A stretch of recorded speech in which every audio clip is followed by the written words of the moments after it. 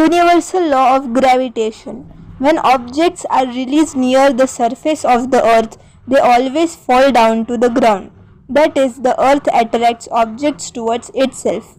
Galileo pointed out that heavy and light objects, when released from the same height, fall towards the earth at the same speed. That is, they have the same acceleration. Newton went beyond and proposed that the force of attraction between masses is universal. Newton stated the universal law of gravitation, which led to an explanation of terrestrial gravitation.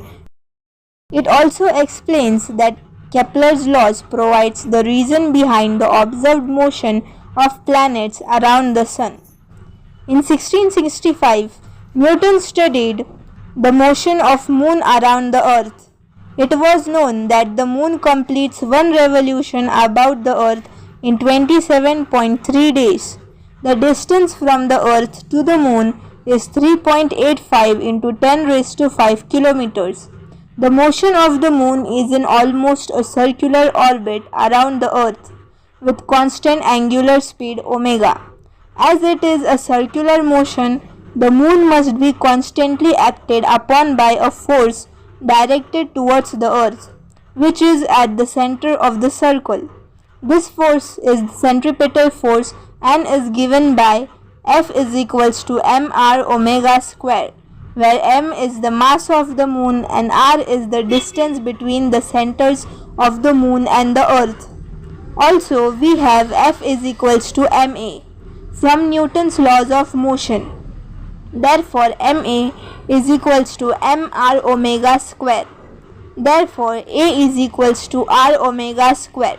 As angular velocity in terms of time period is given as omega is equals to 2 pi by t, we get a is equals to r 2 pi by t square. Now, substituting the values of r and t, we get therefore a is equals to 0.0027 meters per second square. This is the acceleration of the moon, which is towards the center of the earth, that is center of orbit in which the moon revolves. Newton stated universal law of gravitation as follows. Every particle of matter attracts every other particle of matter with a force which is directly proportional to the product of their masses and inversely proportional to the square of the distance between them. This law is applicable to all material objects in the universe. Hence, it is known as the universal law of gravitation. If two bodies of masses m1 and m2 are separated by a distance r, then the gravitational force of attraction between them can be written as F is directly proportional to m1 m2 upon r square, or F is equals to g m1 m2 upon r square, where g is a constant known as the universal gravitational constant. Its value in SI units is given by g is equals to 6.67 into 10 raised to minus 11 Newton meter square, and its dimensions are g is equals to L3 m minus 1 T2.